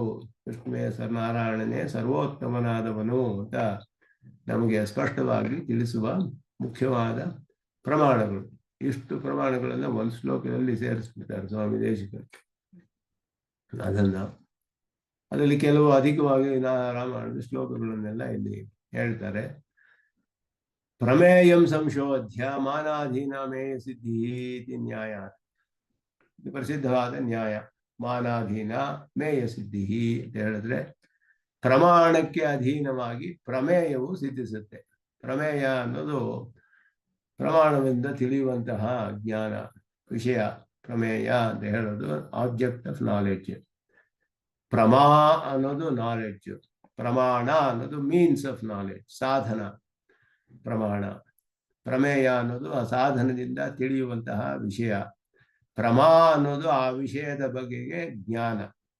ಮೂರು ವಿಷಯ ಇದೆ: ಪ್ರಮಾಣ, ಪ್ರಮೇಯ, ಪ್ರಮಾ. ಇದನ್ನೆಲ್ಲ ತಿಳಿಯವನೊಬ್ಬ ಪ್ರಮಾತೃ ಇದ್ದಾನೆ, ಇರ್ಬೇಕು, ಅವನು ಇರ್ಬೇಕು. ತಿಳಿಯವನೊಬ್ಬ ಇದ್ದಾನೆ. ಆ ಪ್ರಮಾತೃ ಅನ್ನುವನಿಗೆ ಪ್ರಮಾಣಗಳ ಮೂಲಕ ಪ್ರಮೇಯದ ವಿಷಯದಲ್ಲಿ ಪ್ರಮಾ ಉಂಟಾಗುತ್ತೆ, ಜ್ಞಾನ ಉಂಟಾಗುತ್ತೆ, ಸರಿಯಾದ ಜ್ಞಾನ. ಪ್ರಮಾ ಅಂತ ಹೇಳೋದು ಆ ರೀತಿ ವ್ಯವಹಾರಕ್ಕೂ ಅನುಗುಣವಾಗಿರ್ಬೇಕು, ಯಥಾವಸ್ಥಿತವಾಗಿರ್ಬೇಕು. ಹಾಗಿದ್ರೆ ಅದಕ್ಕೆ ಪ್ರಮಾ ಅಂತ ಹೇಳ್ತೀವಿ. ಇಲ್ಲದೆ ಹೋದರೆ ಅದು ಭ್ರಮ ಅಂತ ಆಗುತ್ತೆ, ಭ್ರಮೆ ಆಗುತ್ತೆ. ಭ್ರಮೆಯು ಯಥಾರ್ಥವೇ ಆಗಿರಬಹುದು, ಆದರೆ ವ್ಯವಹಾರಕ್ಕೆ ಅನುಗುಣವಾಗದೇ ಇರಬಹುದು. ವ್ಯವಹಾರಾನುಗುಣಂ ಯಥಾವಸ್ಥಿತಂ ವ್ಯವಹಾರಾನುಗುಣಂ ಜ್ಞಾನಂ ಪ್ರಮಾ. ಸ್ವಾಮಿ ದೇಶಿಕನ್ ನ್ಯಾಯ ಸಿದ್ಧಾಂಜನದಲ್ಲಿ ಹೇಳ್ತಾರೆ. ಯಥಾವಸ್ಥಿತವಾಗಿ ಪ್ರಮಾಣಕ್ಕೆ ವ್ಯವಹಾರಕ್ಕೆ ಅನುಗುಣವಾಗಿರುವುದು ಪ್ರಮಾ. ಅಂತಹ ಪ್ರಮೇಯ ಅನ್ನೋದು, ಪ್ರಮೇಯ ಯಾವುದು ನಮಗೆ ಸಿದ್ಧಾಂತದಲ್ಲಿ ಅಂದರೆ ಒಂದೇ ಒಂದು ಪ್ರಮೇಯ, ತಿಳ್ಕೊಳ್ಳಿ ಸಾಕು ಅಂತ ಹೇಳಿದ್ರು. ಯಾವುದನ್ನು ತಿಳಿದ್ರೆ ಮೋಕ್ಷ ಬರುತ್ತೋ, ಯಾವುದು ತಿಳಿದೇ ಹೋದರೆ ಸಂಸಾರವೋ, ಅದುವೇ ಪ್ರಮೇಯ. ಅದು ಒಂದನ್ನು ತಿಳ್ಕೊಳ್ಳಿ ಅಂತ ಸ್ವಾಮಿ ದೇಶಿಕನ್ ಹೇಳ್ತಾರೆ. ಯದ್ವಿಷಯೇಣ ಜ್ಞಾನೇನ ಅಪವರ್ಜ್ಯೇಮಹಿ ಯದ್ವಿಷಯೇಣ ಭ್ರಮೇಣ ಸಂಸರೇಮಹಿ ತದಿಹನಃ ಪ್ರಕರ್ಷೇಣ ಮೇಯಂ ಪ್ರಮೇಯಂ. ಪರಮಾತ್ಮನ್ನು ಒಬ್ಬನ್ನ ತಿಳಿಯಿರಿ ಸಾಕು, ಅವನ ತಿಳಿದ್ರೆ ಮೋಕ್ಷ, ತಿಳಿದೇ ಹೋದರೆ ಸಂಸಾರ. ಪರಮಾತ್ಮನ್ನು ಒಬ್ಬನ್ನೇ ತಿಳಿಬೇಕು ಅಂತ ಹೇಳಿ ಆದ್ದರಿಂದಲೇ ಬ್ರಹ್ಮ ಜಿಜ್ಞಾಸೆ ಮಾಡಬೇಕು ಅಂತ ಹೇಳಿ ಅಥಾತೋ ಬ್ರಹ್ಮ ಜಿಜ್ಞಾಸ ಅಂತಾನೆ ಆರಂಭಿಸ್ತಾರೆ ಬಾದರಾಯಣ. ಬ್ರಹ್ಮನ ಜಿಜ್ಞಾಸೆ, ಬ್ರಹ್ಮ ಜಿಜ್ಞಾಸೆ ಅಂತ ಹೇಳಿ ಜೀವಾತ್ಮ ವಿಷಯ, ಪ್ರಕೃತಿ ವಿಷಯ, ಅದು ಇದು ಎಲ್ಲ ಬಂತಲ್ಲ ಅಲ್ಲಿ. ಅದೆಲ್ಲ ಯಾಕೆ ಹೇಳಬೇಕು ಅಂದರೆ ಎಲ್ಲವೂ ಬ್ರಹ್ಮನ ಆಧಾರದಲ್ಲಿಯೇ ಇದೆ, ಬ್ರಹ್ಮನ ನಿಯಮದಲ್ಲಿಯೇ ಇದೆ. ಅವನಿಗೋಸ್ಕರವೇ ಅವನಿಗೆ ಶೇಷಭೂತವಾಗಿ ಅವನಲ್ಲಿ ಎಲ್ಲ ಅಡಕವಾಗಿದೆ. ಆದ್ದರಿಂದ ಎವ್ರಿಥಿಂಗ್ ಇಸ್ ಇನ್ ಬ್ರಹ್ಮನ್. ಪರಮಾತ್ಮನಲ್ಲಿ ಎಲ್ಲವೂ ಸೇರ್ಕೊಂಡ್ಬಿಟ್ಟಿದೆ. ಬ್ರಹ್ಮನನ್ನು ತಿಳಿದ್ರೆ ಎಲ್ಲ ತಿಳಿದ ಆಗುತ್ತೆ. ಅಂದರೆ ಎಲ್ಲ ವಿಷಯಗಳು, ತತ್ವಗಳು, ಮೂರು ತತ್ವಗಳು ಪ್ರಧಾನವಾಗಿ ಎಲ್ಲ ಬ್ರಹ್ಮನ ಆಧಾರದಲ್ಲಿ ಇರೋದ್ರಿಂದ ಅವನೊಡನೆ ಅಪೃಥಕ್ ಸಿದ್ಧವಾದ ವಿಶೇಷಣಗಳಾಗಿವೆ. ಆದ್ದರಿಂದ ಈ ಪರಮಾತ್ಮನನ್ನು ತಿಳಿಯೋದಕ್ಕೆ ಮಾನ ಯಾವುದು? ಮಾನ ಅಂದರೆ ಪ್ರಮಾಣ. ವೇದಗಳೇ ಪ್ರಮಾಣಗಳು. ಆ ವೇದಗಳು ಬೇರೆ ಯಾವ ಪ್ರಮಾಣದಿಂದಲೂ ವೇದಾರ್ಥವನ್ನು ತಳ್ಳಿ ಹಾಕೋದಕ್ಕಾಗೋದಿಲ್ಲ. ಮೂರು ಪ್ರಮಾಣಗಳು ನಮ್ಮ ಸಿದ್ಧಾಂತದಲ್ಲಿ: ಪ್ರತ್ಯಕ್ಷ, ಅನುಮಾನ, ಶ್ರುತಿಗಳು, ಶಬ್ದ ಪ್ರಮಾಣ ಅಂತ ಹೇಳುವಂಥದ್ದು. ಪ್ರತ್ಯಕ್ಷ ಅನುಮಾನಗಳು ಇಂದ್ರಿಯಗಳ ಮೂಲಕ ತಿಳಿಯುವ ವಿಷಯಗಳು ಮಾತ್ರ. ಅತೀಂದ್ರಿಯವಾದ ವಿಷಯವನ್ನ ಪ್ರತ್ಯಕ್ಷವಾಗಲಿ ಅನುಮಾನವಾಗಲಿ ತಿಳಿಸೋದಿಲ್ಲ. ಅದಕ್ಕೆ ಶ್ರುತಿಯೇ ಪ್ರಮಾಣ. ಆದ್ದರಿಂದ ಶ್ರುತಿಯು ಅತೀಂದ್ರಿಯವಾದ ವಿಷಯ ತಿಳಿಸೋದ್ರಿಂದ ಆ ಪ್ರಮಾಣ, ಆ ವಿಷಯಗಳನ್ನ ಪ್ರತ್ಯಕ್ಷವೋ ಅನುಮಾನವೋ ತಳ್ಳಿ ಹಾಕೋದಕ್ಕಾಗೋದಿಲ್ಲ. ಯಾಕೆ ಅಂದರೆ ಅದಕ್ಕೆ ವಿಷಯವೇ ಆಗೋದಿಲ್ಲ. ಆದ್ದರಿಂದ ಆ ಪ್ರಮಾಣವನ್ನ ಮೊದಲು ತಿಳಿಯಬೇಕು. ಆ ಪ್ರಮಾಣಗಳ ಮೂಲಕ ಪ್ರಮೇಯವು ಸಿದ್ಧಿಸುತ್ತೆ ನಮಗೆ. ಆ ಪ್ರಮಾಣಗಳು ಹೇಗಿರಬೇಕು ಅಂದರೆ ಪರಿಶುದ್ಧವಾಗಿರಬೇಕು, ಯಾವ ದೋಷವೂ ಇರಬಾರ್ದು. ಬೇರೆ ಸ್ಮೃತಿಗಳೆಲ್ಲ ಋಷಿಗಳಿಂದ ಮಾಡಲ್ಪಟ್ಟಂಥದ್ದು, ಎಲ್ಲ ಪೌರುಷವಾದದ್ದು. ಎಲ್ಲವೂ ಕೂಡ ರಾಮಾಯಣವೇ, ಭಾಗವತೆ, ಮಹಾಭಾರತ, ವಿಷ್ಣು ಪುರಾಣ ಎಲ್ಲ ಪೌರುಷೇಯ ಅಂತ ಹೇಳಲ್ಪಡುತ್ತೆ, ಪುರುಷರಿಂದ ಮಾಡಲ್ಪಟ್ಟಿರುವಂತಹದ್ದು. ಅದೆಲ್ಲವೂ ಕೂಡ ಅದರಲ್ಲಿ ದೋಷಗಳ ಸಂಭವ ಇರಬಹುದು, ಆದರೆ ಶ್ರುತಿಯಲ್ಲಿ ಯಾವ ದೋಷವೂ ಇಲ್ಲ. ಆದ್ದರಿಂದ ಶ್ರುತಿಯು ಅಬಾಧಿತವಾದ ಪ್ರಮಾಣ. ಆ ಶ್ರುತಿಗೆ ಅನುಗುಣವಾದ ಅರ್ಥವನ್ನೇ ಹೇಳುವಂತಹ ಸ್ಮೃತಿಗಳು ಕೂಡ ಪ್ರಮಾಣವಾಗುತ್ತೆ. ಯಾಕೆ ಅಂದರೆ ಅದು ಶ್ರುತಿಯಲ್ಲಿ ಹೇಳಿರುವ ವಿಷಯವೇ ಹೇಳಿದೆ, ಅದನ್ನೇ ವಿಶದವಾಗಿ ಸ್ಪಷ್ಟವಾಗಿ ಹೇಳಿರುವಂತಹದ್ದು. ಅದಕ್ಕೆ ವಿರುದ್ಧವಾಗಿ ಹೇಳಿದರೆ ಅದು ನಮಗೆ ಅಂಗೀಕಾರ ಆಗೋದಿಲ್ಲ, ಅದನ್ನು ಪ್ರಮಾಣವಾಗೋದಿಲ್ಲ. ಆದ್ದರಿಂದ ಶ್ರುತಿಗಳಿಗೆ ಅನುಗುಣವಾದ ಸ್ಮೃತಿ, ಇತಿಹಾಸ, ಪುರಾಣಗಳು, ಧರ್ಮಶಾಸ್ತ್ರಗಳು ಇದೆಲ್ಲವೂ ನಮಗೆ ಪ್ರಮಾಣವಾಗುತ್ತೆ. ಅದಕ್ಕೆ ಅನುಗುಣವಾದ ತರ್ಕಗಳು ಕೂಡ ನಮಗೆ ಈ ವಿಷಯವನ್ನೆಲ್ಲ ಚೆನ್ನಾಗಿ ಅರ್ಥ ಮಾಡ್ಕೊಳ್ಳೋದಕ್ಕೆ ಸಹಾಯ ಮಾಡುತ್ತೆ. ಎಷ್ಟು ಈ ಎಲ್ಲ ವಿಷಯಗಳು ಕೂಡ ಈ ಪ್ರಮಾಣದಲ್ಲಿ, ಈ ಪ್ರಮಾಣಗಳ ಅಧೀನದಲ್ಲಿಯೇ ಪ್ರಮೇಯವು ಸಿದ್ಧಿಸುತ್ತೆ. ಪ್ರಮಾಣಗಳು ಸರಿಯಾಗಿರಬೇಕು, ದೋಷವಿಲ್ಲದೆ ಇರಬೇಕು, ಅಬಾಧಿತವಾಗಿರಬೇಕು, ಕಾರಣ ದೋಷ ಇರಬಾರದು. ಎರಡು ಕೂಡ ಶ್ರುತಿಗೆ ಇರುವಂತಹ ಅಸಾಧಾರಣವಾದ ಧರ್ಮಗಳು. ಕಾರಣ ದೋಷ ರಾಹಿತ್ಯ, ಅಬಾಧಿತ ಪ್ರಾಮಾಣ್ಯ. ಬೇರೆ ಪ್ರಮಾಣಗಳಿಂದ ಬಾಧಿಸಕ್ಕಾಗೋಲ್ಲ, ಕಾರಣ ದೋಷವಿಲ್ಲ. ಕಾರಣ ದೋಷ ಅಂದರೆ ಯಾರು ಇದಕ್ಕೆ ಕಾರಣ, ಅವ್ರು ಮಾಡಿರೋರಲ್ಲಿ ದೋಷ ಇದೆಯೇ ನೋಡ್ಬೇಕು. ಪುರುಷರಾಗಿದ್ರೆ ದೋಷ ಇರಬಹುದು, ಅಜ್ಞಾನವೋ ಪ್ರಮಾದವೋ ಏನಾದರೂ ಒಂದು ದೋಷ ಬರೋಕ್ಕೆ ಸಂಭವವಿದೆ ಕರ್ಮವಶ್ಯರಲ್ಲಿ. ಯಾಕೆಂದ್ರೆ ಅವರೆಲ್ಲ ತ್ರಿಗುಣಾತ್ಮಕರು, ಸತ್ವ ರಜಸ್ಸು ತಮಸ್ಸು. ರಜಸ್ಸು ತಮಸ್ಸು ಹೆಚ್ಚಾಗಿರೋ ಸಮಯದಲ್ಲಿ ದೋಷ ಬರಬಹುದು. ಇದ್ಯಾವುದು ಇಲ್ಲದೆ ಇರೋದು ಯಾರಿಂದಲೂ ಮಾಡದೇ ಇರುವಂತಹ ಶ್ರುತಿಗಳು, ಅದನ್ನು ಯಾರು ಮಾಡಿದವರೇ ಇಲ್ವಲ್ಲ, ಆದ್ದರಿಂದ ಅದರ ದೋಷವೇ ಇರಕ್ಕೆ ಸಾಧ್ಯವಿಲ್ಲ. ಕಾರಣ ದೋಷ ರಾಹಿತ್ಯ, ಮತ್ತೆ ಅದು ಅಬಾಧಿತ ಪ್ರಾಮಾಣ್ಯ. ಅತೀಂದ್ರಿಯವಾದ ವಿಷಯವನ್ನೇ ತಿಳಿಸೋದ್ರಿಂದ ಬಾಧಿಸಕ್ಕಾಗುವುದಿಲ್ಲ ಮಿಕ್ಕ ಪ್ರಮಾಣಗಳು. ಆ ಶ್ರುತಿಗೆ ಅನುಗುಣವಾಗಿದ್ದರೆ ಅದು ನಮಗೆ ಅದಕ್ಕೆ ಪ್ರಮಾಣವಾಗುತ್ತೆ. ಈ ಪ್ರಮಾಣಗಳಿಂದಲೇ ಪ್ರಮೇಯವನ್ನು ತಿಳಿಯಕ್ಕೆ ಸಾಧ್ಯ. ಆದ್ದರಿಂದ ಪ್ರಮಾಣಗಳನ್ನೆಲ್ಲ ಇಲ್ಲಿ ಸಂಗ್ರಹ ಮಾಡ್ತಾರೆ. ಆ ನ್ಯಾಯವೇ ಮಾನಾಧೀನ ಮೇಯ ಸಿದ್ಧಿ ಅನ್ನುವಂತಹ ಒಂದು ನ್ಯಾಯ. ಪ್ರಮಾಣಕ್ಕೆ ಅಧೀನವಾಗಿ ಪ್ರಮೇಯವು ಸಿದ್ಧಿಸುತ್ತೆ. ಆದ್ದರಿಂದ ಅದಕ್ಕೆ ಅನುಗುಣವಾಗಿ ಪ್ರಮಾಣಾನಿ ಸಂಕಲಯ್ಯ ಪ್ರದರ್ಶಯತಿ, ಪ್ರಮಾಣಗಳನ್ನೆಲ್ಲ ಸೇರಿಸಿ ಒಟ್ಟಿಗೆ ಆದ್ಯಂ ರಾಮಾಯಣಂ ಮೊದಲಾಗಿ ಇಲ್ಲಿ ತೋರಿಸ್ತಾರೆ. ಆದಿಕಾವ್ಯತ್ವೇನ ಪ್ರಸಿದ್ಧಂ ರಾಮಾಯಣ. ಅಸ್ಮಾಕಂ ತತ್ಪರತ್ವೇ ತತ್ಪರಂ, ಎಲ್ಲದಕ್ಕೂ ಸೇರಿಸ್ಕೊಳ್ಬೇಕಿದ್ನ. ಕಡೆಯಲ್ಲಿ ಹೇಳಿರುವಂತಹ ತತ್ಪರತ್ವೇ ಪರತ್ವಂ ಅಂತ ಕಡೆಯಲ್ಲಿ ಹೇಳ್ತಾರೆ. ನಸ್ತತ್ಪರತ್ವಂ ಪರತ್ವೇ ತತ್ಪರತ್ವೇ, ನಸ್ತತ್ಪರಂ ತತ್ಪರತ್ವೇ. ನಹ ಅಂದ್ರೆ ನಮಗೆ ಅಂತ ಅರ್ಥ. ಅಸ್ಮಾಕಂ ತತ್ಪರಂ ತತ್ಪರತ್ವೇ ತತ್ಪರಂ ಅಂತ, ತತ್ಪರವಾಗಿರುವುದರಲ್ಲಿ ಅಂತ ಅರ್ಥ. ಅದು ಅದುವೇ ಪರವಾದದ್ದು ಅನ್ನುವುದರಲ್ಲಿ ತತ್ಪರವಾಗಿದೆ. ಯಾವುದರಲ್ಲಿಯೋ ತತ್ಪರನಾಗಿದ್ದಾನೆ ಅಂದ್ರೆ ಯಾವುದೋ ವಿಷಯದಲ್ಲಿ ತತ್ಪರನಾಗಿದ್ದೀನಿ ಅಂತ ಹೇಳ್ತೀವಲ್ಲ, ಅದನ್ನೇ ಚಿಂತನೆ ಮಾಡ್ತಿದ್ರೆ. ಹಾಗೆ ತತ್ಪರತ್ವೇ ತತ್ಪರಂ, ಪರಮಾತ್ಮನ ಪರತ್ವದಲ್ಲಿಯೇ ತತ್ಪರವಾದಂತಹ ಪ್ರಮಾಣಗಳು ಅಂತ ಅರ್ಥ. ಇದನ್ನ ಎಲ್ಲದಕ್ಕೂ ಸೇರಿಸ್ಕೊಳ್ಬೇಕು. ರಾಮಾಯಣಕ್ಕೂ ಮಹಾಭಾರತಕ್ಕೂ ಇದಕ್ಕೂ ಎಲ್ಲವೂ ಕೂಡ ತತ್ಪರಂ ತತ್ಪರತ್ವೇ, ಎಲ್ಲದಕ್ಕೂ ಅದನ್ನ ಸೇರಿಸ್ಕೊಳ್ಬೇಕು. ಆದ್ದರಿಂದ ಆದ್ಯಂ ರಾಮಾಯಣಂ ನಹ ತತ್ಪರತ್ವೇ ತತ್ಪರತ್ವಂ ತಾತ್ಪರ್ಯವತ್ ಇತಿ ವಾಕ್ಯ ರಚನಾ. ತಾತ್ಪರ್ಯವನ್ನು ಹೊಂದಿದೆ ಅಂತ ಅರ್ಥ.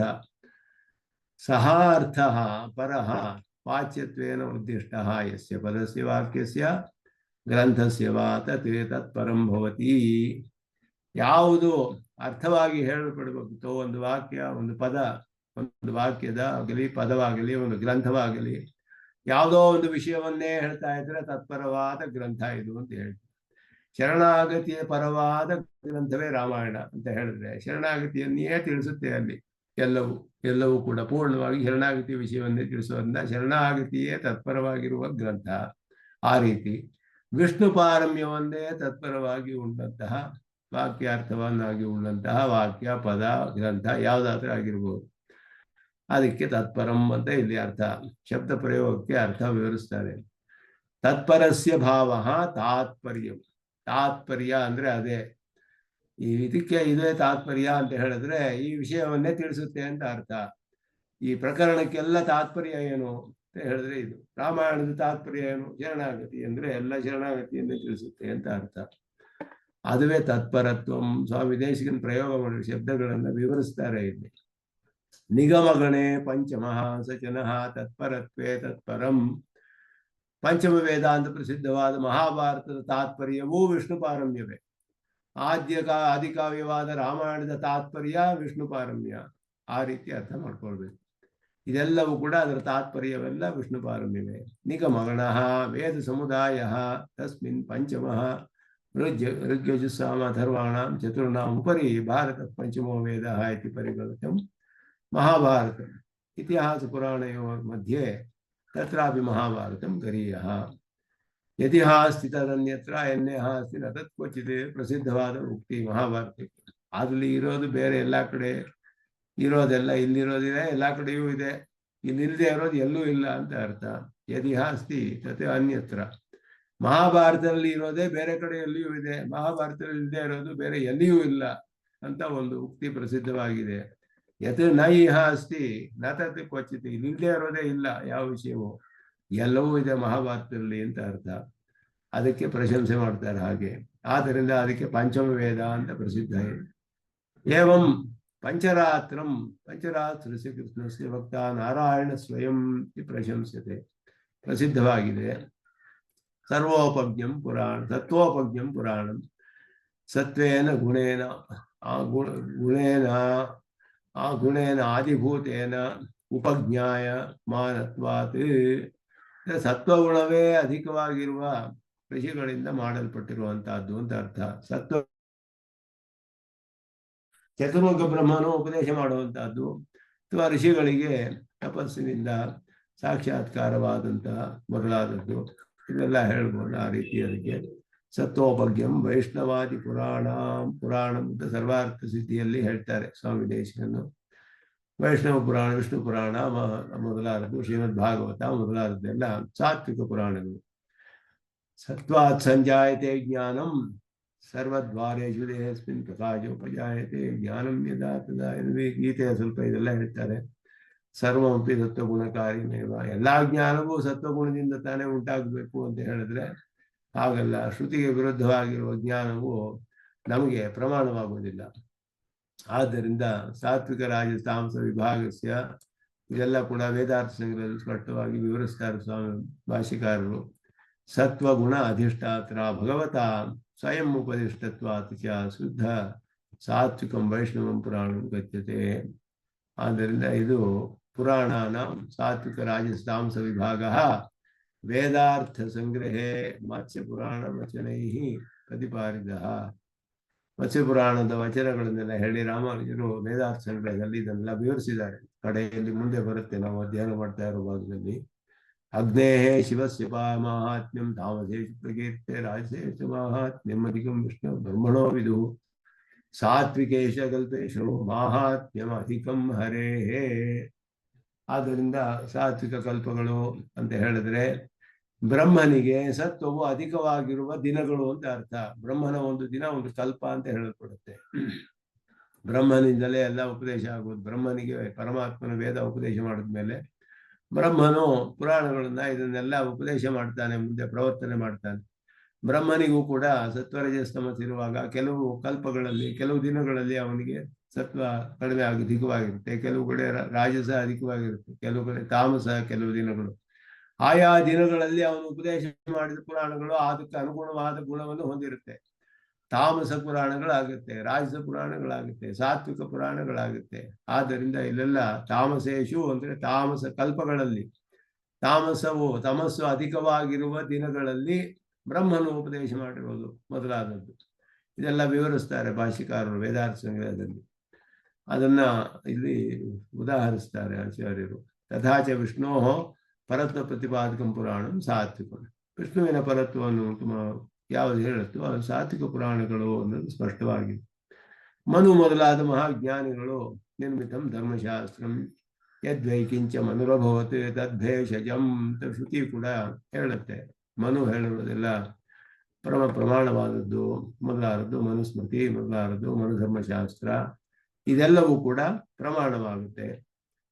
ನಾರಾಯಣ ಪರ ಅವ್ಯಕ್ತ ಇದೆಲ್ಲ ಅಲ್ಲಿ ಬೇಕಾದಷ್ಟು ಹೇಳಿದೆ. ಇದೆಲ್ಲ ಎಲ್ಲರೂ ಒಪ್ಕೊಳ್ತಾರೆ. ಈ ವಿಷಯವನ್ನೆಲ್ಲ ಶಂಕರಾಚಾರ್ಯರು ಎಲ್ಲರೂ ಒಪ್ಕೊಳ್ಳೋ ವಿಷಯವೇ. ತ್ಯಕ್ತ ಅನ್ಯ ದೇವತಾ ಪಾರಮ್ಯ ಪ್ರಸಕ್ತಿರಹಿತ ಮೂಲವೇದ ಏಕಾಯನ ಶಾಖಾರೂಪ.